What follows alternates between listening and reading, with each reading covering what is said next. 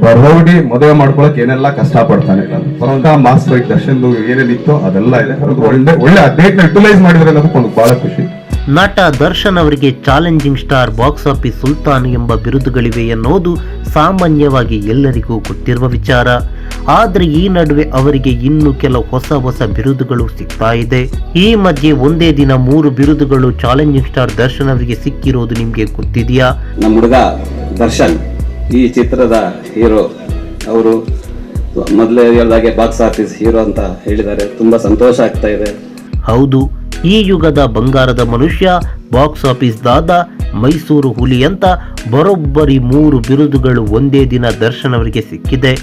ಅಂದ ಹಾಗೆ ಈ ಬಿರುದನ್ನು ಕೊಟ್ಟವರು ಬೇರ್ಯಾರೂ ಅಲ್ಲ, ಜಗ್ಗುದಾದ ಚಿತ್ರದ ನಿರ್ದೇಶಕ ರಾಘವೇಂದ್ರ ಹೆಗಡೆ, ನಿರ್ಮಾಪಕ ಗೋವಿಂದರಾಜು ಮತ್ತು ದರ್ಶನ್ ಅವರ ಖಾಸಾ ದೋಸ್ತ್ ನಟ ಆದಿತ್ಯ. ಎಲ್ಲರೂ ದರ್ಶನ್ ಚಾಲೆಂಜಿಂಗ್ ಸ್ಟಾರ್ ಅಂತಾರೆ, ಬಾಕ್ಸ್ ಆಫೀಸ್ ಸುಲ್ತಾನ್ ಅಂತಾರೆ.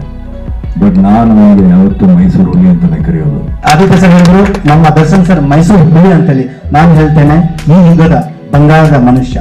ಮೇ 9, 2016 ಸೋಮವಾರದಂದು ಜಗ್ಗುದಾದ ಚಿತ್ರದ ಆಡಿಯೋ ಬಿಡುಗಡೆಯ ಅದ್ದೂರಿ ಸಮಾರಂಭದಲ್ಲಿ ಮಾತನಾಡಿದ ನಿರ್ದೇಶಕ ರಾಘವೇಂದ್ರ ಹೆಗಡೆ, ನಾನು ಈ ಚಿತ್ರವನ್ನು ಮಾಡುತ್ತೇನೆ ಎಂದಾಗ ಎಲ್ಲರೂ ನನಗೆ ಭಯಪಡಿಸಿದ್ರು.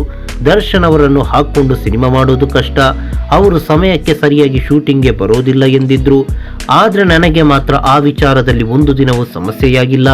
ಅಷ್ಟೇ ಅಲ್ಲದೆ ದರ್ಶನ್ ಅವರು ಬೆಳಗ್ಗೆ 10ರಿಂದ ರಾತ್ರಿ 9 ಗಂಟೆಯವರೆಗೂ ಸೆಟ್ನಲ್ಲಿ ಇರ್ತಾ ಇದ್ರು. ಒಂದು ದಿನ ಬೆಳಗ್ಗೆ 8 ಗಂಟೆಯಿಂದ ಮಧ್ಯರಾತ್ರಿ 2 ಗಂಟೆಯವರೆಗೂ ಶೂಟಿಂಗ್ನಲ್ಲಿ ಪಾಲ್ಗೊಂಡಿದ್ರು. ಅವರ ಕಾಲ್ ಶೀಟ್ ಸಿಗೋದೇ ಕಷ್ಟ. ಅಂಥದ್ರಲ್ಲಿ ನಾನು ಅವರ ಸಿನಿಮಾ ಮಾಡಿದ್ದೀನಿ.